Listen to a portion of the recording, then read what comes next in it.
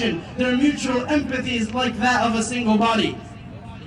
When a part of it complains, when a part of it is injured, the rest cannot help but respond with sleeplessness and fever. So be happy, celebrate, eat and drink, connect with your family. It is an act of worship, but never forget in the lessons that this Hajj seasons bring, in the lessons that this Eid reminds us of. Never forget, always remember that the happiness of this ummah is never complete, that this ummah can never fully smile as long as there's one member still shedding tears. May Allah subhanahu wa ta'ala grant victory to the Muslims struggling worldwide, in Palestine, in Sudan, in Yemen, and in Turkmenistan, and all the other places that get forgotten or don't get enough airtime. May Allah subhanahu wa ta'ala accept from the Hujjaj, may Allah subhanahu wa ta'ala accept from us all. Taqabbalallahu minna wa minkum, sallallahu barak ala Sayyidina Muhammad wa ala alihi wa sahbihi wa sallam. Wassalamu alaikum wa rahmatullahi wa barakatuh. Brothers, we will have inshallah the Russian and the Uzbek translations.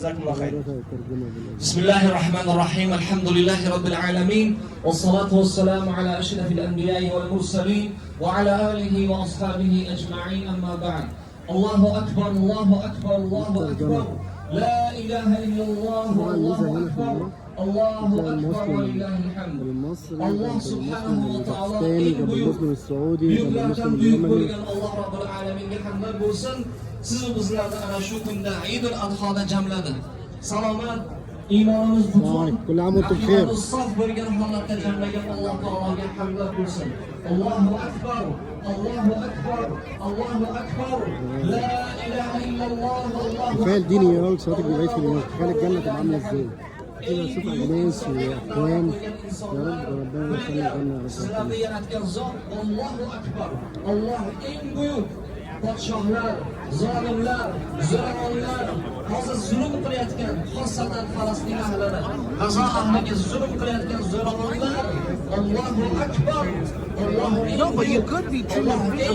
Think about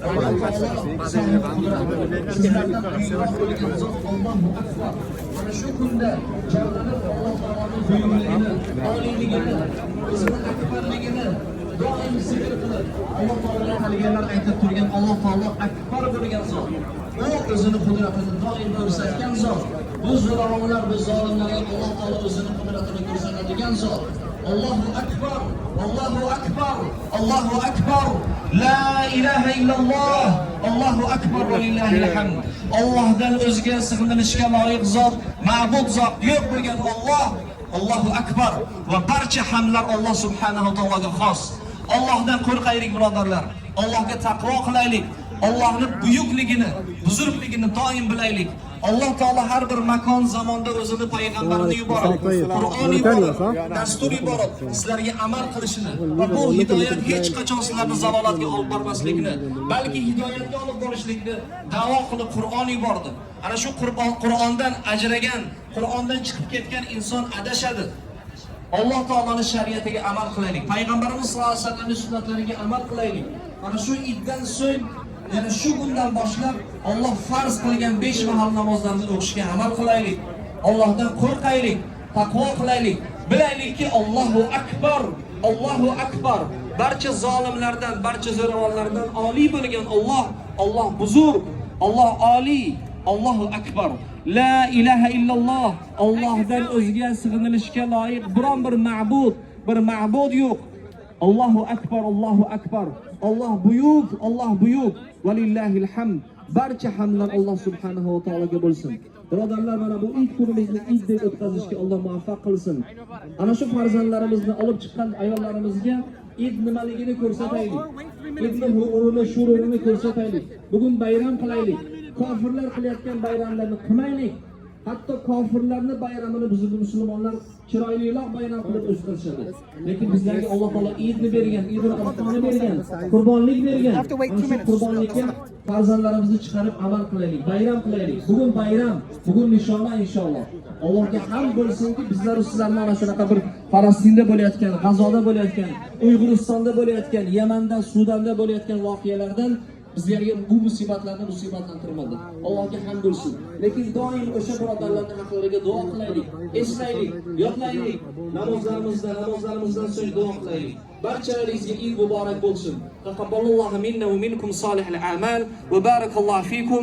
Vassalomu alaykum va rahmatullohi va barakatuh. अस्सलाम वालेकुम। जो उर्दू बोलते हैं now I speak in Urdu, Pakistan language जो उर्दू में समझ में आती है। अल्लाहु अकबर अल्लाहु अकबर अल्लाहु अकबर ला इलाहा इल्लल्लाह वल्लाहु अकबर अल्लाहु अकबर वलिल्लाहिल हम्द। मेरे भाइयों मेरी बहनों, आज का दिन जो है वो कुर्बानी का दिन हम कहते हैं, ईद कुर्बान कहते हैं। उर्दू में आप समझ लें, मैं मकसद से बोल रहा हूं और जो ये खुर्बत का जो हिस्सा है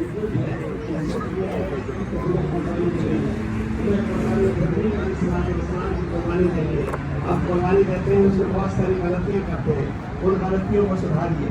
हमारे तमाम मामला हमें सीधे इस पर चलना है और ईमान हिदायत के साथ रहना है। आज का दिन हमेशा कुर्बानी देने का, इसार का जो नजरिया हमें सिखाया गया, नबी पाक सल्लल्लाहु अलैहि वसल्लम ने हमें बताया और उस पर हमें अमल करना है। आज का सुबह सुनना वाजिब है। जो इंग्लिश में समझते हैं अल्हम्दुलिल्लाह रब्बिल आलमीन, जो लोग भी खुतबा करते हैं और जो लोग देते हैं खुतबा अरबी में, उज़्बेक में, इंग्लिश में, हमें सुनना है। जो